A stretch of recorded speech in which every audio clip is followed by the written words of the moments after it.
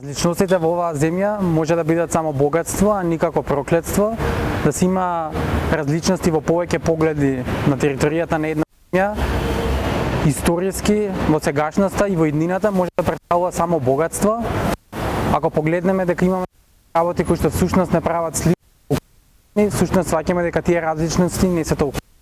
Да се биде дел од вакви иницијативи кои ја поддржуваат и ја промовираат различноста, за мене секогаш представувале потик и можност да се кажат убави зборови и да се испрати една порака дека заедно, сите кои што поседуваме некаква различност, можеме да ја направиме оваа земја да биде уште побаво место за живење. Ние, младите луѓе, треба да бидеме носители на промените во оваа земја и дека ние треба да ја направиме разликата токму почитувајќи ги различностите.